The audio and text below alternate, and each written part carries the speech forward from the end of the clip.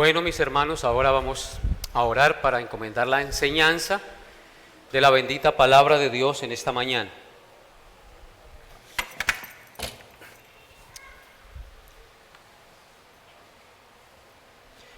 Oremos.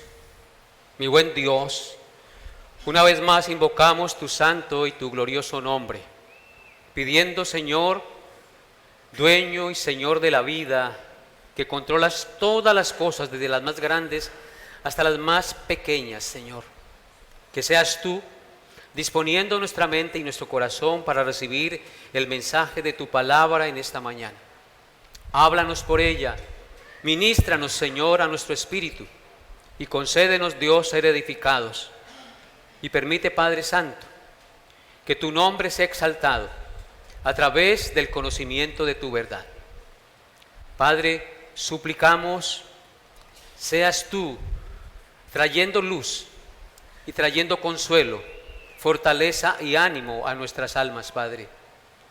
Toma mis palabras, Señor, y guíame por la luz de tu palabra y el poder de tu Santo Espíritu, para que lo que yo diga desde este púlpito sea conforme a tu verdad revelada, y tu pueblo aquí reunido sea exhortado, animado, consolado y fortalecido a vivir para tu gloria. En el nombre de Jesús. Amén. Abran sus Biblias, por favor, en primer libro de los Reyes, capítulo 17. Seguimos con el estudio de la vida del profeta Elías. Este valioso y maravilloso libro nos habla de la vida de este gran hombre de Dios, que en su gracia Dios lo utilizó para dejarnos grandes lecciones de vida a todos nosotros, los hijos de Dios. Primer libro de los Reyes, capítulo 17.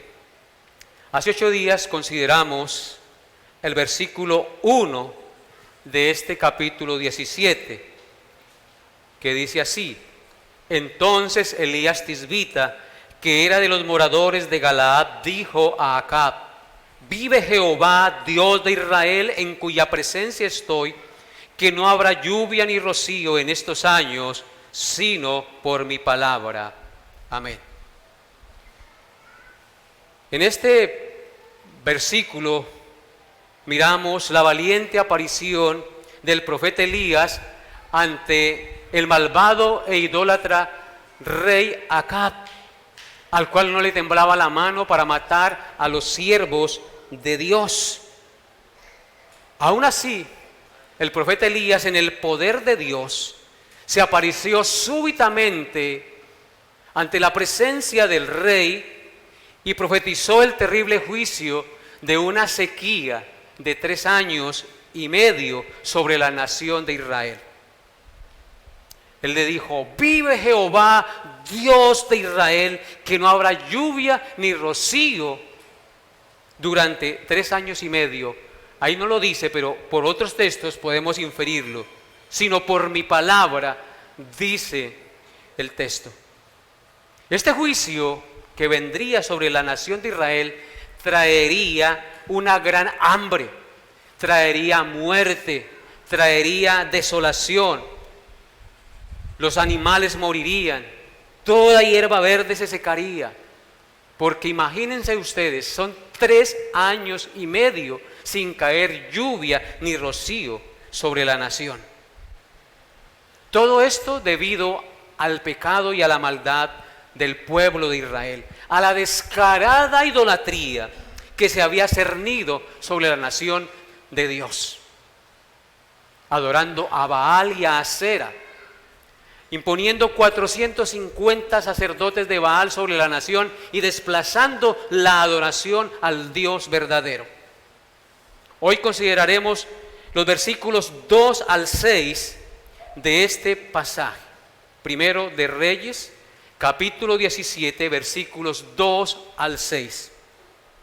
Dice la palabra de Dios: Y vino a él palabra de Jehová diciendo: Apártate de aquí y vuélvete al oriente, y escóndete en el arroyo de Querib que está frente al Jordán. beberás del arroyo, y yo he mandado a los cuervos que te den allí de comer. Y él fue e hizo conforme a la palabra de Jehová, pues se fue y vivió junto al arroyo de Querit, que está frente al Jordán. Y los cuervos le traían pan y carne por la mañana, y pan y carne por la tarde, y bebía agua del arroyo. Amén. Levanten la mano los que hicieron la tarea que les dejé, de leer la vida del profeta Elías. ¿No más? A ver, ustedes se están volviendo perezosos. Hermanos, ¿por qué les digo que lean? Porque tienen que venir enterados. Nosotros predicamos expositivamente y si no conocemos de lo que estamos estudiando, pues usted queda como fuera de lugar.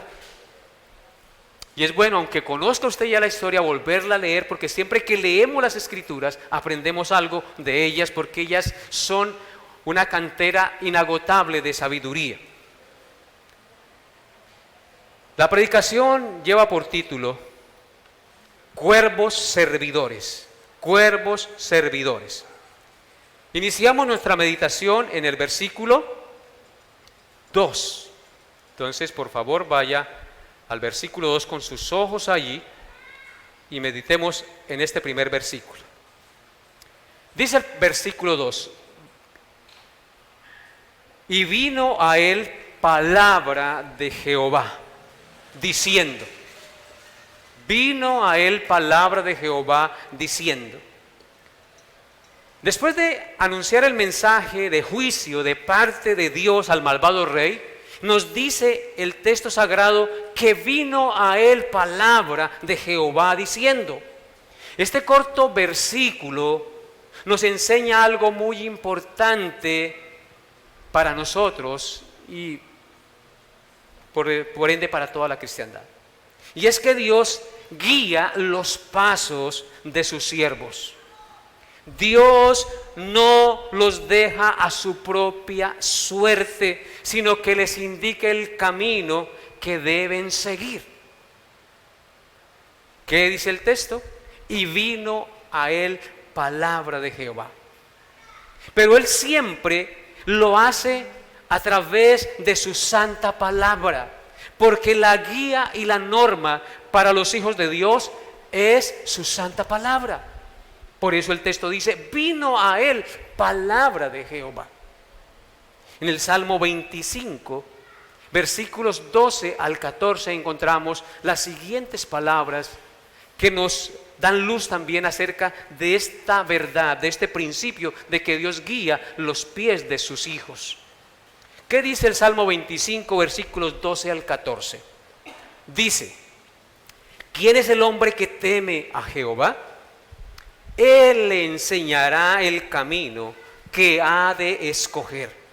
Gozará él de bienestar, y su descendencia heredará la tierra. La comunión íntima de Jehová es con los que le temen, y a ellos hará conocer su pacto, sus planes, sus propósitos, su plan de redención. Todo aquello que el Señor ha dispuesto lo hará conocer a sus siervos. Me llama mucho la atención el versículo 12 que dice, ¿quién es el hombre que teme a Jehová? Y luego contesta, porque es una pregunta. El hombre que teme a Jehová, Dios le enseñará el camino que ha de escoger. No estamos en tinieblas, hermanos. No estamos viviendo al garete. Estamos como hijos de Dios, si tenemos en cuenta la palabra de Dios y sus preceptos, guiados por el Dios vivo y verdadero, el Dios mismo al cual sirvió Elías, el Dios mismo al cual sirvió Jeremías y todos los profetas. Él guiará nuestros pasos. Y dice también en Salmo que Él guiará los pasos aún después de nuestra muerte. Y esto es supremamente importante y fortalecedor para nosotros, los hijos de Dios. Luego en el versículo 3 dice, gozará él de bienestar. ¿Quiénes son los que gozan de bienestar? Aquellos que son guiados por la luz de la verdad de la palabra de Dios. Y dice que su descendencia heredará la tierra. Hay promesa de bendición para nuestros hijos, de salvación para nuestros hijos. El deber nuestro como padres es enseñarles la palabra de Dios y mostrarles el camino que han de seguir, llevarlos a Cristo para que ellos también sean salvos en la fe del sacrificio perfecto de Cristo en la cruz. Gozarán de bienestar y su descendencia heredará la tierra. Porque para nosotros es la promesa, dice Pedro, y para nuestros hijos, y para todos los que el Señor llamare. Verso 14, la comunión íntima de Jehová es con los que le temen, y a ellos hará conocer su pacto. Elías tenía comunión íntima con Dios. Lo podemos ver porque él sentía un vivo celo por Jehová, y le ardía su corazón de ira, de ver la idolatría descarada y perversa en la que había caído la nación de Dios. Habían destruido sus altares y a sus siervos habían dado muerte. Él tenía comunión íntima, y en esa comunión íntima, en el secreto de Dios, recibió la palabra de Dios y fue a proclamar la palabra de Dios y a mostrarle el pecado a ese rey para que se arrepintiera y viera que el juicio vendría porque habían caído en idolatría y no habían tenido en cuenta los preceptos del Señor. La comunión íntima de Jehová es con los que le temen, y a ellos hará conocer su pacto. Si yo tengo comunión íntima con Dios, Él me mostrará el camino que he de seguir, me llevará al conocimiento del plan eterno de redención y a descansar perfectamente en ese plan que Él diseñó para mí y para ti desde antes de la fundación del mundo. Versículos 3 y 4, regresando a nuestro pasaje. ¿Qué dicen los versículos 3 y 4 del primer libro de Reyes, capítulo 17? Dice: apártate de aquí y vuélvete al oriente y escóndete en el arroyo de Querit, que está frente al Jordán, y beberás del arroyo, y yo he mandado a los cuervos que te den allí de comer. Amén. Vemos en estos dos versículos que acabamos de leer, si usted los observa con detenimiento, la guía de Dios para su siervo. Vino a él palabra de Jehová. Y luego le habla claramente, la guía de Dios para su siervo.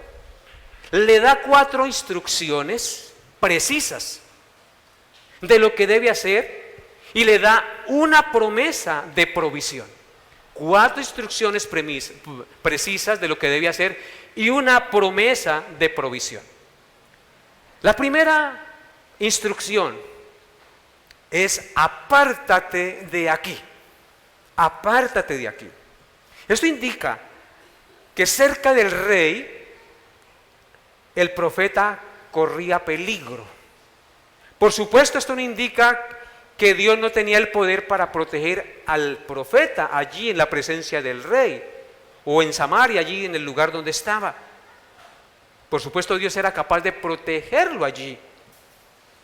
Pero él le dice: apártate de aquí. Y eso quiere indicar que allí corría peligro. Pero aunque Dios tenía el poder para protegerlo, esos no eran los planes de Dios en esos momentos. Los planes y la voluntad de Dios era que se apartara de allí, de la presencia de este rey malvado y del contacto con la gente, y que no siguiera predicando más. Por eso, la segunda instrucción que le da es: vuélvete al oriente. Esa es la segunda instrucción. Apártate de aquí, aquí corres peligro, no estés más acá y vuélvete al oriente. Esto indica que tenía que regresar a su tierra, a la región de Galaad, que quedaba al oriente del río Jordán, donde sale el sol. ¿Dónde es donde sale el sol? Al oriente. Y donde sale la estrella resplandeciente de la mañana. Porque los que son guiados por la palabra de Dios no andarán en tinieblas, sino que tendrán la luz de la vida, hermanos. Apártate de aquí y vuélvete al oriente. ¿Qué dijeron los magos o los sabios que vinieron de oriente preguntando por el Mesías? Su estrella hemos visto, ¿a dónde? En el oriente, y venimos a adorarle. Cada palabra indica algo, hermanos. Somos guiados por la luz de Dios. Estos sabios fueron guiados por la luz de la estrella resplandeciente de la mañana para ir a adorar al Salvador. Y Dios aquí guía los pasos de su profeta al oriente. Vuélvete al oriente, le dice. Y la tercera instrucción que le da es: escóndete en el arroyo de Querib, que está frente al Jordán. La palabra Querib en hebreo es la palabra pana, con tilde en la A. Y esta palabra significa en su raíz girar, voltear o enfrentar. Girar, voltear o enfrentar. ¿Qué tenía entonces que hacer Elías? Dar la vuelta, girar, voltearse y enfrentar. Enfrentar allí en el arroyo de Querib la sequía. Enfrentar allí en el arroyo de Querib lo que vendría después de lo que se había profetizado. En esta instrucción vemos cómo Dios en su amor le da las coordenadas precisas, proveyendo un refugio seguro para mantener a salvo a su siervo de la ira de Acab y de Jezabel su mujer.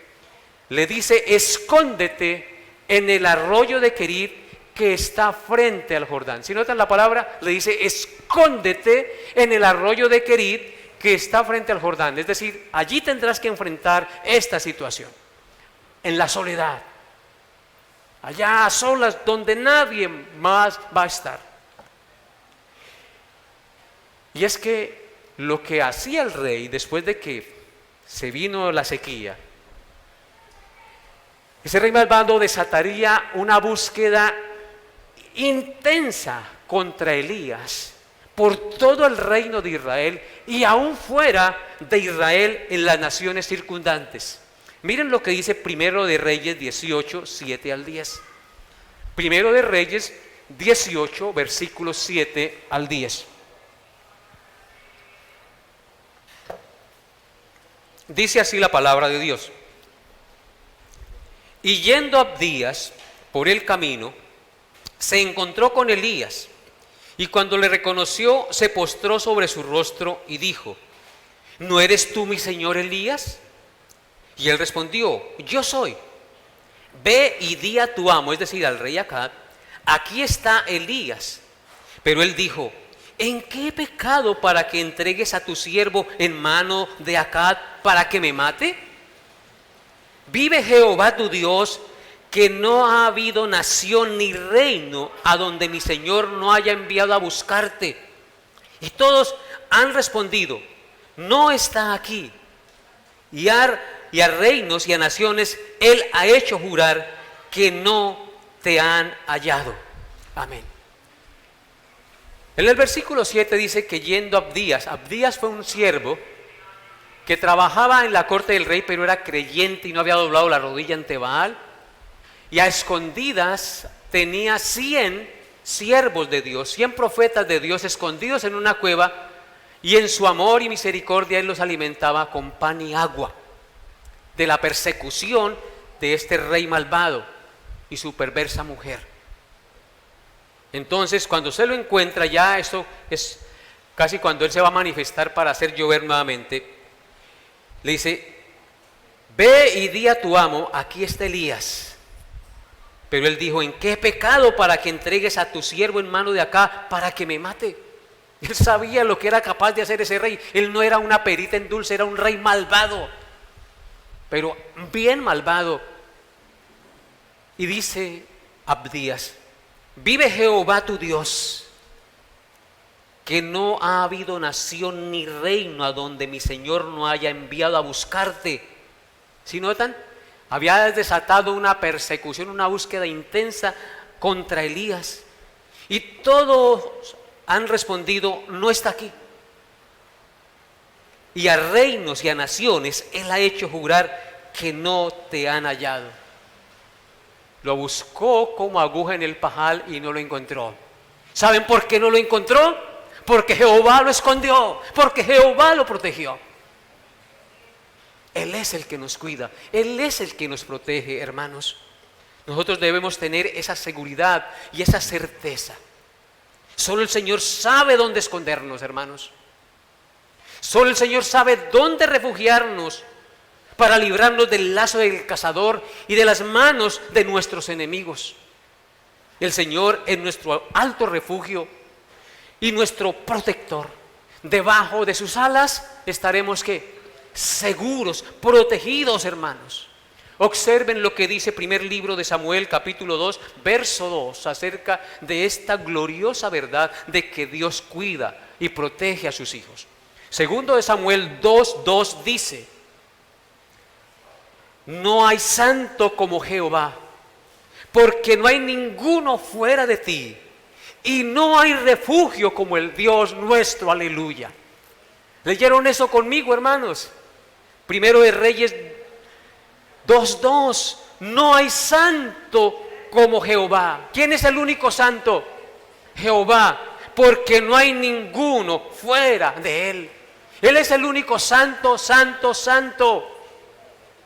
Y no hay refugio como el Dios nuestro. Él es nuestro refugio y Él es el único que nos puede guardar y proteger en este mundo y en cualquier peligro en que estemos.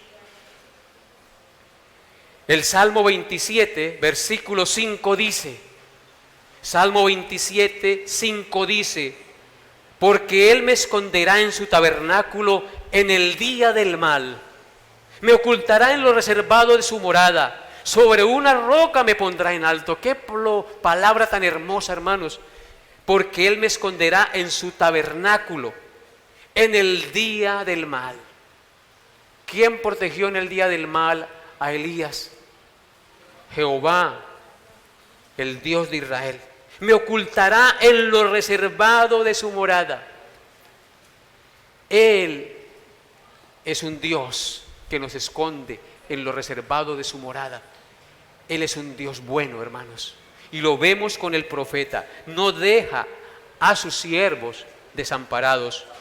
En el Salmo 31, versículos 19 y 20, observen lo que dice.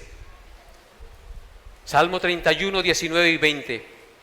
Cuán grande es tu bondad, que has guardado para los que le temen, que has mostrado a los que esperan en ti delante de los hijos de los hombres. En lo secreto de tu presencia los esconderás de la conspiración del hombre. Los pondrás en un tabernáculo a cubierto de contención de lenguas. Amén. Bendito seas tú, Señor. ¿Qué dice el verso 20? En lo secreto de tu presencia los esconderás de la conspiración del hombre. Amados hermanos, ¿realmente estamos confiando en la protección de Dios? ¿Realmente Dios es tu alto refugio? ¿Realmente Dios es tu tabernáculo? ¿Realmente tú confías plenamente en Él? ¿Estás seguro en Él? Elías fue valientemente a proclamar la palabra de Dios, sabiendo lo peligroso que era. Y Dios no permitió que el rey le hiciera daño cuando estaba allá, porque él sabía que Elías era un siervo de Dios, y permitió que se fuera de su presencia sin hacerle daño, y lo escondió en el arroyo de Querit.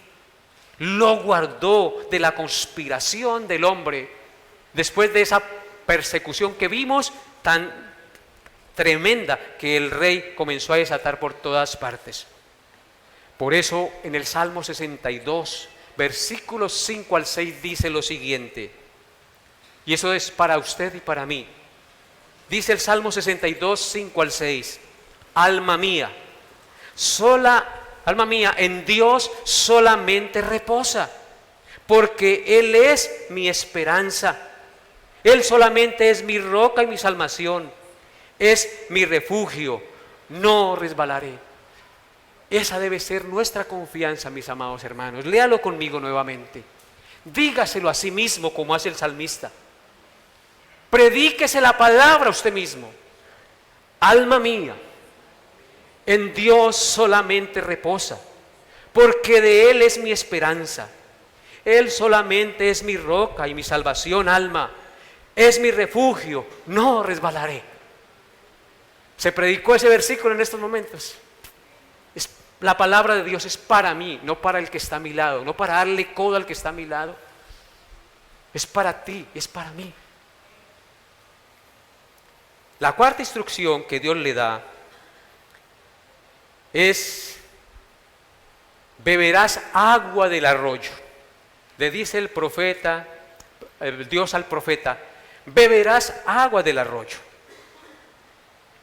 Con esta instrucción tan obvia, porque lo que se iba a venir era una sequía terrible, es una instrucción muy obvia, ¿cierto? Pero con esta instrucción tan obvia, vemos cómo Dios instruye a sus hijos como el padre instruye a un niño. El agua, el precioso líquido indispensable para la vida, que por la sequía pronto comenzaría a escasear por todas partes de la nación, Dios la supliría a su siervo por un buen tiempo de aquel arroyo a donde lo mandó a esconderse, al arroyo de Querit. Y lo hace como el padre le dice al niño: mire, mijito, aquí le mando la lonchera, aquí va el juguito, las galletitas. Cuando salga al recreo, destape el juguito, destape las galletitas y se las come. Más o menos es lo que está haciendo Dios con su siervo, instruyéndolo minuciosamente en lo que debe hacer. Dios nos instruye como niños. ¿Qué está haciendo hoy el Señor? Instruyéndonos como niños. De hecho, la Biblia nos dice que si no nos hacemos como niños, no heredaremos el reino de los cielos. Hermanos, Dios supliría a su siervo por un buen tiempo del agua de aquel arroyo. Dios quería enseñarle que en la sequía de la vida, que en la sequía de la soledad y de la persecución, Él es el agua de la vida. Él es el que calma nuestra sed y refresca nuestro ser. En esos momentos de nuestra vida en que estamos secos espiritualmente, en que estamos solos y vemos que todos nos han abandonado y que hay persecución, ¿quién es el que nos da de beber para que saciemos esta necesidad tan profunda que tenemos de manera espiritual? Solo nuestro Dios, hermanos. En Juan 4, versículos 13 al 14, el Señor le dijo a la mujer samaritana que fue a sacar agua al pozo. Le dijo, respondiendo Jesús le dijo, Juan 4, 13 al 14, cualquiera que bebiere de esta agua volverá a tener sed, mas el que bebiere del agua que yo le daré no tendrá sed jamás, sino que el agua que yo le daré será en él una fuente de agua que salte para vida eterna. Mi amado hermano y amigo, cuando Dios o Cristo es nuestra agua, la que calma nuestra sed, cuando Él es nuestro refugio, cuando Él es nuestro amparo y nuestra fortaleza, cuando Él es nuestro pronto auxilio en las tribulaciones, Él va a sustentarnos en los momentos de sequía, de angustia y difíciles momentos que tengamos que enfrentar en esta vida. Solamente tenemos que beber del agua de la vida que es Cristo. ¿Cómo lo hacemos? Abriendo la palabra de Dios, leyendo la palabra de Dios, meditando en la palabra de Dios. No solamente bebas del agua que da el mundo, metido en los chats de internet, o en las novelas o en las películas. No estoy diciendo aquí que no mire una película, que no mire, no, hermanos, pero cuando tú te dedicas a eso, estás bebiendo agua del mundo que no sacia su sed. Dedícate a beber el agua que realmente calma la sed, que es el agua de la palabra de Dios. Al beber el agua de la palabra de Dios estamos comiendo a Jesucristo. Mas el que bebiere del agua que yo le daré, dice Cristo, no tendrá sed jamás, sino que el agua que yo le daré será en él, óiganlo bien, será en él una fuente de agua que salte para vida eterna. Y nosotros bebiendo de aguas, de cisternas rotas que solamente traen cosas temporales y pasajeras que no sacian, ni que traen bendición verdadera a nuestra vida. En quinto lugar, Dios le da una promesa increíble de provisión al profeta Elías. Le dice: yo he mandado a los cuervos que te den allí de comer. Sigue instruyéndolo al profeta, como instruye el padre a un niño. Yo he mandado a los cuervos que te den allí de comer. Esta promesa de provisión es algo increíble e inusual. Los cuervos eran aves categorizadas por Dios como aves inmundas, que no se podían comer. Son aves carroñeras. Son aves carroñeras. Sin embargo, Dios en su soberanía las utilizó para traer comida a su siervo. En otras palabras, Dios hizo de los cuervos sus servidores. Por eso el título de la enseñanza el día de hoy: cuervos servidores. Dios hizo de sus cuervos los servidores, como hace de sus vientos los mensajeros. A través de una emisora podemos emitir un programa y esas ondas van por el viento, van por el aire y pueden llegar ¿a dónde? A la cárcel. Pueden llegar a la casa de una persona que está pasando por angustias y conocer el evangelio de Cristo. Porque Dios hace de los vientos sus mensajeros y de los cuervos sus siervos, aves carroñeras, que si se descuida usted y está comiendo, le sacan la carne del plato. ¿O no es así? Pero Dios en su soberanía y en su poder hizo de estas aves sus siervas para alimentar al rey. Sin embargo, como les digo, o en otras palabras, podemos entender que Dios tiene el control sobre todas las cosas. Antes de seguir, vaya conmigo a Levítico capítulo 11, versículos 13 al 15, para que miremos cómo Dios categorizó a los cuervos. Levítico 11, 13 al 15. Dice así la palabra de Dios: y de las aves, estas tendréis por abominación o por inmundas. No se comerán, serán abominación: el águila, el quiebrahuesos, el azor, el gallinazo, el milano, según su especie, todo cuervo según su especie.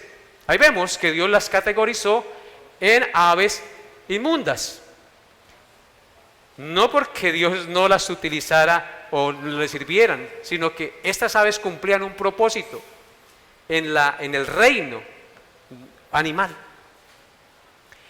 Llama mucho la atención, hermanos, las palabras que Dios le dice a Elías en el versículo 4.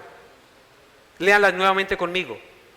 Yo he mandado a los cuervos que te den allí de comer. Dice el texto: yo he mandado a los cuervos que te den allí de comer. Estas palabras nos muestran el control soberano que Dios tiene sobre toda su creación. Desde lo más macro, desde la más grande e inexpugnable galaxia, hasta el más pequeño ser y microscópico, que no se puede ver humanamente, Dios tiene el control de todo. Él tiene control soberano sobre toda su creación. Yo he mandado, dice, a los cuervos que te den allí de comer. Cuervos servidores. La creación obedece a la voz de su creador y cumple el propósito para el cual fue creada. Observen lo que dice el texto. Yo he mandado, he dado orden, tiempo pasado. Dios ya tenía preparados los cuervos para cumplir tal misión de alimentar al siervo Elías. Yo he mandado, tiempo pasado, ya lo tenía todo preparado. Nosotros estamos caminando el plan de Dios que Él determinó y diseñó desde antes de la fundación del mundo. Y nada pasará que no haya Dios determinado que pase, porque Él no está andando al garete, Él no está improvisando en el desarrollo de la obra de salvación, ni de la historia de la humanidad. Todo está determinado y planeado perfectamente por el Dios que creó los cielos y la tierra, que existe antes de que el cielo existiera y las galaxias existieran. El Dios eterno que siempre ha existido y siempre existirá. Dios tiene el control de todas las cosas. Él puede hacer cosas sobrenaturales que los hombres no pueden entender con la lógica de su razón, como esta. Usted dice, los cuervos alimentando a Elías con pan y carne, puro cuento. Eso es una ¿qué? Fábula. No, hermanos, es la palabra de Dios. Si negamos que Dios tiene el control sobre las aves y puede inclinarlas y darles órdenes a lo que Él quiera, pues estamos diciendo que Dios no es soberano. Dios tiene el control sobre todo. Y este control que Él tiene es tan grande que raya nuestra lógica humana, raya nuestra razón. Lógicamente no lo podemos entender. Él pudo hacer que un viento soplara, hermanos, y trajera codornices por montón para alimentar con carne a su pueblo en el desierto. ¿Recuerdan la historia? Como también pudo hacer que milagrosamente cayera pan del cielo, maná, para alimentar durante 40 años a su pueblo en el desierto. Como también pudo multiplicar 5 panes y 2 peces para alimentar a más de 5,000 personas que lo estaban escuchando predicar, refiriéndome al Señor Jesucristo. Pudo hacer que una asna hablara para refrenar la locura del profeta Balaán. Así también, mis amados hermanos, Dios puede hacer que los cuervos alimenten al profeta. ¿O lo dudan ustedes? Pudo abrir el mar para que su pueblo pasara en seco. Y así podríamos enumerar muchísimas cosas milagrosas y sobrenaturales que Dios hizo y que Dios sigue haciendo. Podemos decir con el salmista en el Salmo 8, verso 9, las siguientes palabras: Oh Jehová, Señor nuestro, cuán grande es tu nombre en toda la tierra. ¿Sí o no? Porque Dios solamente es digno de adoración y de alabanza. Sus obras son portentosas. Los cielos cuentan la gloria de Dios. El firmamento anuncia la obra de sus manos. Ayer y antier caía agua a cántaros. Hoy está calentando duramente el sol y brillantemente, hermanos. ¿Quién hace eso? Dios nuestro Señor. Él es digno de gloria. Él tiene el control sobre toda su creación. Adorémosle, glorifiquémosle y exaltémonos, postrémonos ante Dios nuestro Hacedor.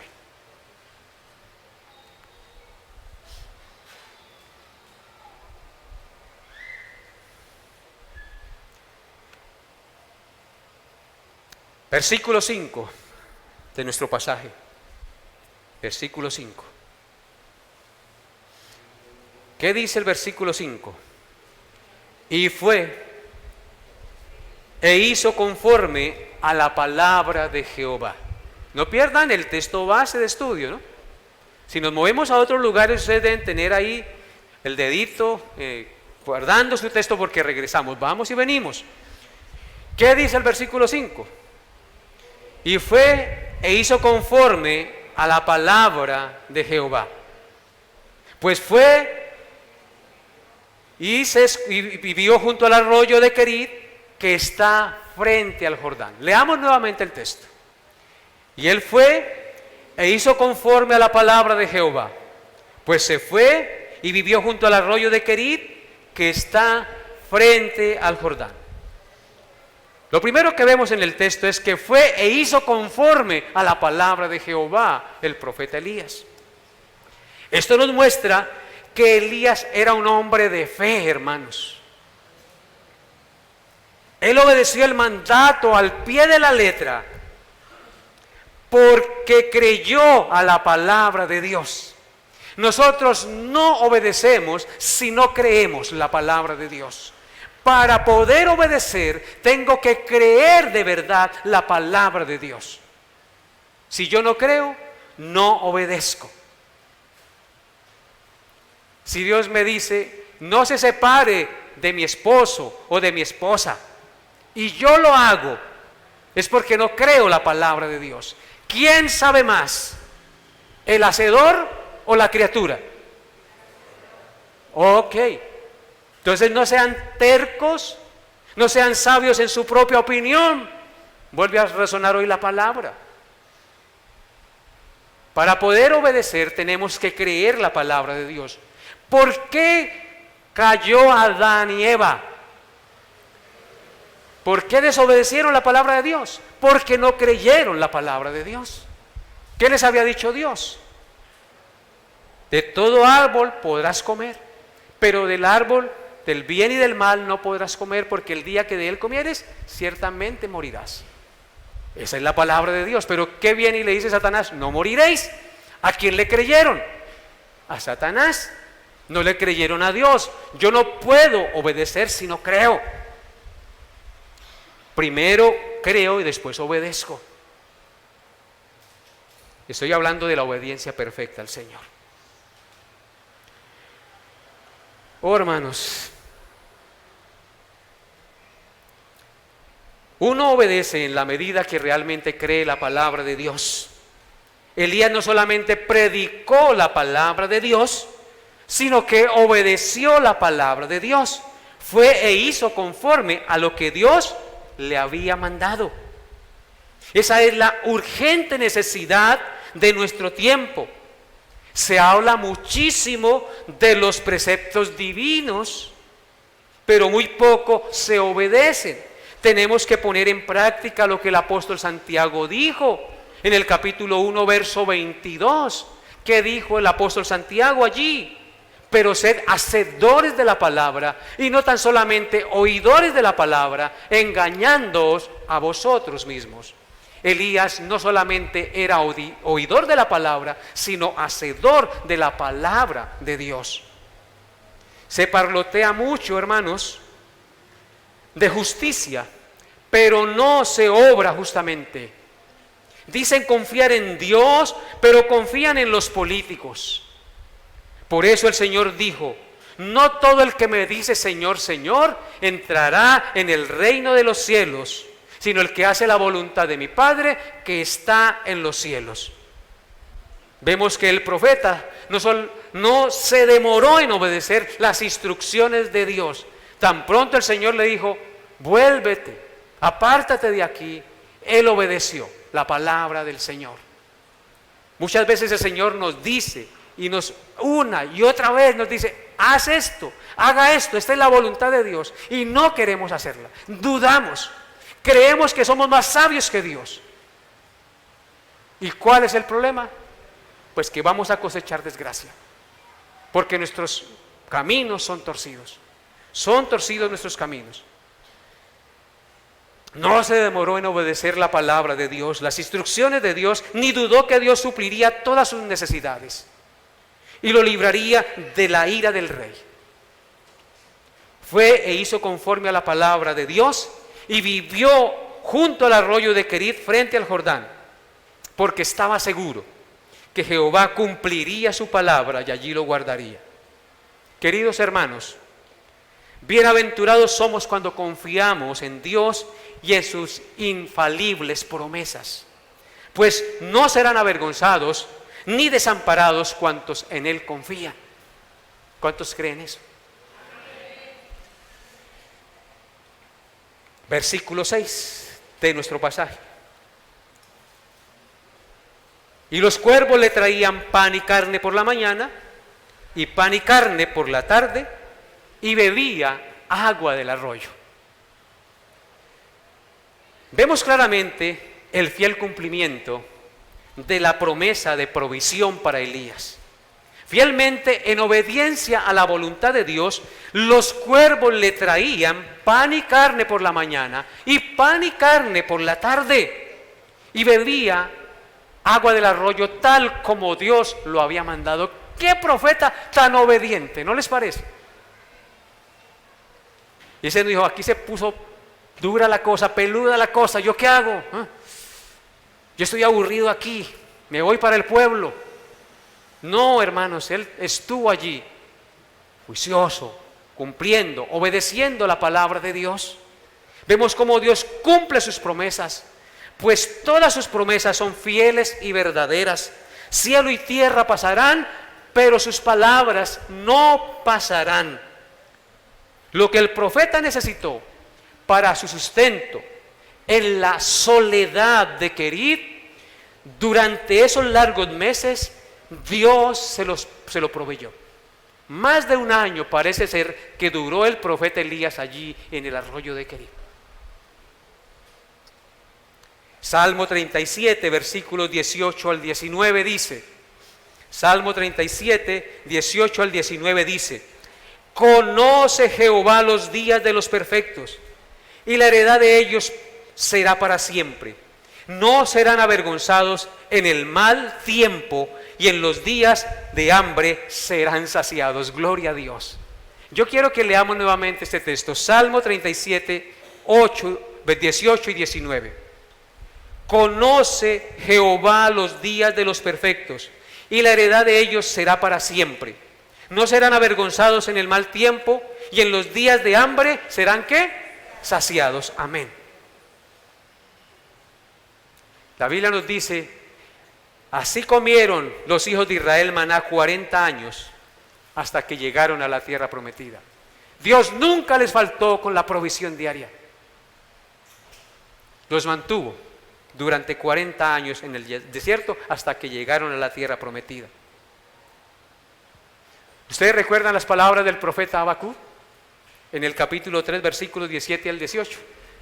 Dice así, se las leo.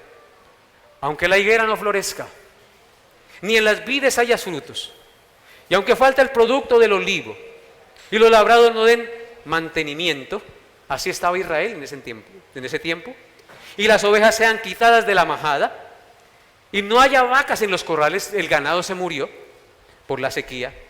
Con todo, dice el profeta Habacuc, yo me alegraré en Jehová y me gozaré en el Dios de mi salvación. Ese es el contentamiento cristiano. Haya mucho, haya poco, debemos ¿qué? Estar contentos con lo que Dios nos da. Y quiero mirar unas cortas aplicaciones rápidamente para terminar nuestra enseñanza en esta mañana. Es muy probable, hermanos, que alguien en estos momentos esté pasando por una dura situación financiera. Tal vez no tiene trabajo, tal vez no sabe de dónde va a salir para sus futuras necesidades, etcétera. Tal vez esta pandemia que pasó le trajo duras consecuencias económicas. Pero humildemente, hermanos, y con la autoridad de la palabra de Dios, les digo en el nombre del Señor Jesús, que si eres hijo de Dios y confías en Él, no te dejará ni te desamparará. De una manera u otra, el Señor te va a proveer. De una manera u otra, el Señor siempre nos proveerá. Porque Él es el Dios que provee en el desierto, que provee en el arroyo de Querid, y que aún hace que los cuervos cumplan sus propósitos para alimentar a sus hijos. Amén. Cuando te sientas a la mesa y tengas el pan frente a ti, dé gracias a Dios, porque Dios en su amor ese día ha enviado un cuervo a traerte el pan, el alimento. Piensa en eso. En segundo lugar, de esta historia podemos aprender un principio bíblico que debe ser aplicado a todas las áreas de nuestra vida. ¿Saben cuál es ese principio bíblico? Las cosas hay que hacerlas como Dios dice y no como a nosotros nos parece. Noé recibió la instrucción precisa de Dios. Dijo: he decidido acabar con esta humanidad porque la tierra está llena de violencia. Y le dijo: hazte un arca con esta madera y con estas medidas. Lo instruyó perfectamente.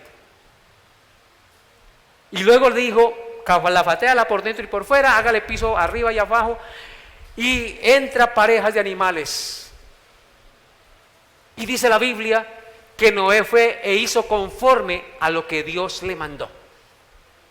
Las cosas hay que hacerlas como Dios manda y no como a nosotros nos parece.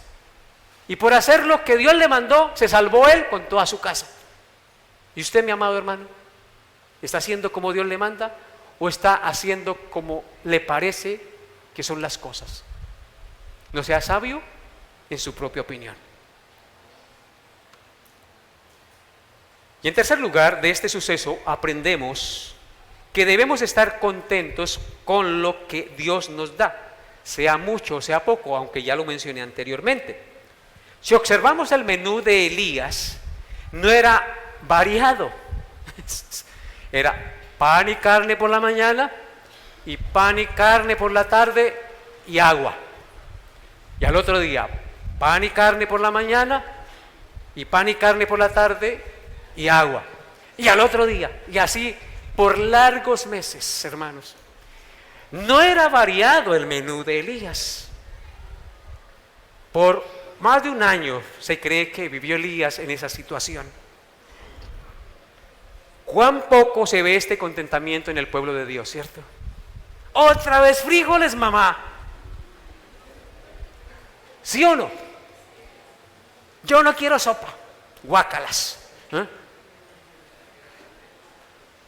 ¿Auyama? A mí no me gusta. Perro caliente, lo que les hace daño. Coca-Cola es lo que comemos. Hermanos, queremos un menú exquisito todos los días en la mesa, y Dios en su misericordia nos permite comer bien, ¿sí o no? Pero muchas veces no estamos contentos con lo que Dios nos da. Por favor, mire la vida de Elías, mire la vida del pueblo de Israel en el desierto. Maná por 40 años. Hermanos, debemos estar contentos con lo que Dios nos da. ¿Saben por qué muchos de los que llaman o dicen llamarse cristianos no están contentos con lo que Dios tiene o que lo que Dios les da? ¿Saben por qué?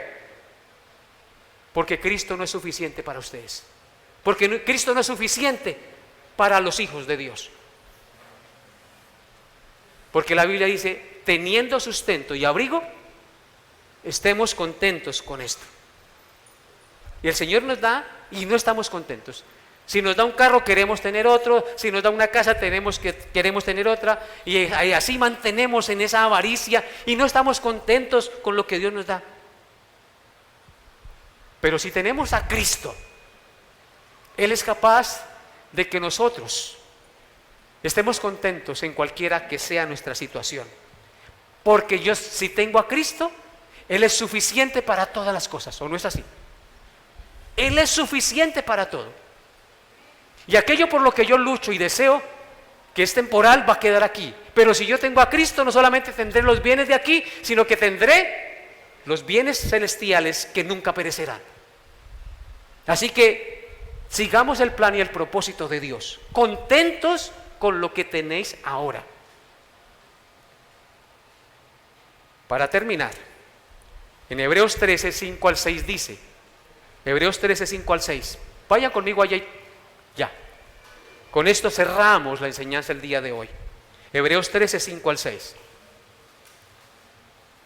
Sean vuestras costumbres sin avaricia, contentos con lo que tenéis ahora, porque el Señor dijo, no te desampararé ni te dejaré. De manera que podemos decir confiadamente, el Señor es mi ayudador, no temeré lo que me pueda hacer el hombre. ¿Esto no se puede aplicar a la vida de Elías? Claro que sí, ¿cierto?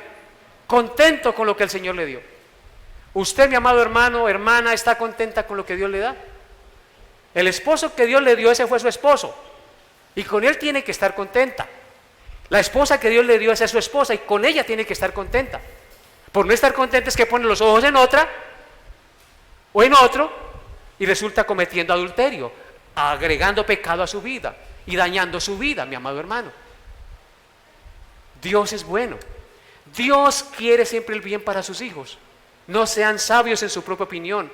Tomen en cuenta la ley del Señor. Su palabra es lámpara a nuestros pies y lumbrera a nuestro camino. Sean vuestras costumbres sin avaricia, contentos con lo que tenéis ahora. Que Dios haya hablado a su corazón. Y recuerden esto, hermanos, si Dios no escatimó ni a su propio Hijo, sino que lo entregó por todos nosotros, ¿cómo no nos dará también con Él todas las cosas? ¿Cuántos dicen amén? Colóquese de pie y oremos, por favor. Padre, bendito seas tú que nos das el pan de vida, tu palabra que alimenta y fortalece nuestra alma, que trae luz a nuestro entendimiento, que nos indica el camino por donde hemos de andar. Padre amado, tú que conoces los corazones, que sabes, Señor, el pecado, la necesidad de cada uno de mis hermanos aquí presentes y de los que están tal vez viendo esta enseñanza. Obra conforme a tu misericordia, Señor, y permíteles entender y comprender que solo en ti podemos estar seguros y solo sometidos a los preceptos de tu palabra podemos vivir confiados en este mundo. Dios mío y Señor mío, tal vez hay alguien que no ha creído ni confiado en ti. Hoy te ruego, Padre bendito, que traigas convencimiento, convicción de pecado, arrepentimiento, para que venga a los pies de la cruz y sus pecados sean lavados en la sangre de Cristo, el cual nos amó y entregó su vida para que todo aquel que en él cree no se pierda, mas tenga vida eterna. Bendito seas tú, Señor Dios de Israel, por salvarnos y por hablarnos por tu palabra a nuestra vida. Gracias, Señor, porque ella es lámpara a nuestros pies y lumbrera a nuestro camino. Te alabo, te bendigo y te doy gracias, Altísimo Dios, y coloco este día en tus manos, la reunión de parejas en la tarde y esta semana, todas las actividades, los trabajos y las cosas que tengamos que hacer, Señor, guárdanos y guíanos para que lo que hagamos te honre y te glorifique. Te lo pedimos en el nombre de Jesús. Amén y amén.